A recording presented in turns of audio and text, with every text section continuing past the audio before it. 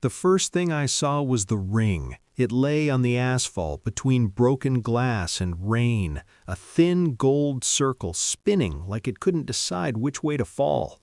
The car hissed. Steam climbed into the night. I was already moving before I recognized the blood on her temple, before the sirens found us. Muscle memory took over. Airway, pulse, cervical collar. Then she opened her eyes and said my name. 5 years collapsed into that single breath. I kept my voice calm. That's the trick. Control the hands, control the mind. I told her not to move. I told her she was going to be okay. I didn't tell her that I'd rehearsed this moment in 100 darker ways, all of them ending with me winning. We met when the city still felt generous. She laughed with her whole body, like gravity didn't apply. I was steady. She liked that. She said I made the world quieter. We built routines, coffee on Sundays, a shared calendar. The ring was my grandmother's, simple, honest, indestructible. I believed in symbols then. The morning she left me at the altar, the church smelled like lilies and panic. Guests whispered. My mother squeezed my hand hard enough to hurt. The priest asked if there was a delay. I stared at the doors and waited for an explanation to walk in wearing white. It never did. All I got was a text hours later. I'm sorry. I can't. No reason, no mercy. Silence thick as cement. Grief is loud at first, then it gets smart. I noticed the changes in hindsight, the sudden late nights, the phone turned face down, the way she started saying my name less, like it weighed something. But back then, I didn't hunt the truth. I endured the absence. I rebuilt myself around the hole she left. I became a paramedic because chaos respects preparation, because lives hang on decisions measured in seconds, not excuses, because pain doesn't care about your story. The truth came to me bleeding and trapped in a crushed sedan. Stay with me, I said as I cut the seatbelt. You're safe. She tried to smile. It broke. I knew it would be you. I didn't ask why. I listened. Shock loosens tongues. She told me about the night before the wedding, about the man she never named until now, my brother.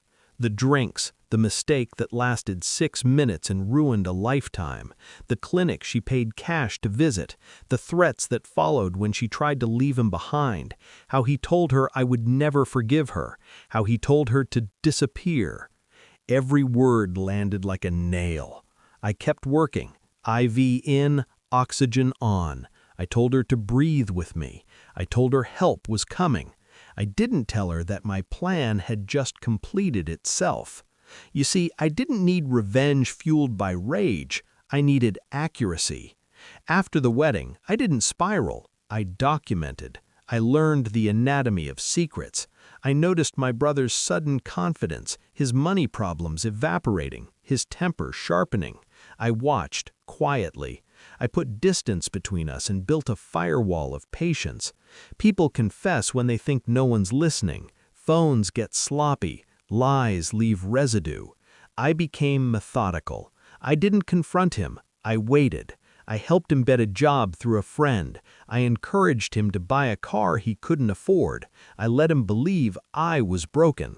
The law loves records, dates, transfers, patterns. By the time he crossed a line that mattered, I had years of proof. When he finally slipped, embezzlement dressed as ambition, I handed the file to someone who doesn't take calls from family. He fell in public, fast, loud, the kind of fall that strips names from doors and friends from tables. He tried to reach me once from a number I didn't recognize. I let it ring.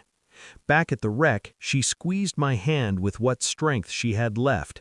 I didn't stop loving you, she said. I was scared. I know, I said, and I did. Fear leaves fingerprints, too. At the hospital, as they wheeled her away, a detective asked me if I knew her. I said yes. I said no. Both were true. Later, she asked to see me. I stood at the foot of the bed and let the machines speak for me. I told them everything, she whispered, about him, about what he did. I already did, I said gently, years ago. Understanding arrived on her face like dawn. Not relief, not guilt, recognition. She saw the distance between who I was and who I had become, and she understood that it was permanent. "I'm sorry," she said again.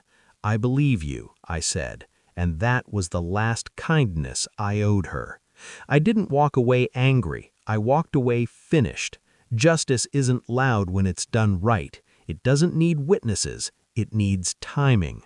Tonight I washed the blood from my hands and watched the water run clear. I thought about the ring spinning on the asphalt, choosing a direction at last. Some stories end in flames. Mine ended in facts. She survived. I rose, and the man who broke us learned the cost of secrets. That's enough.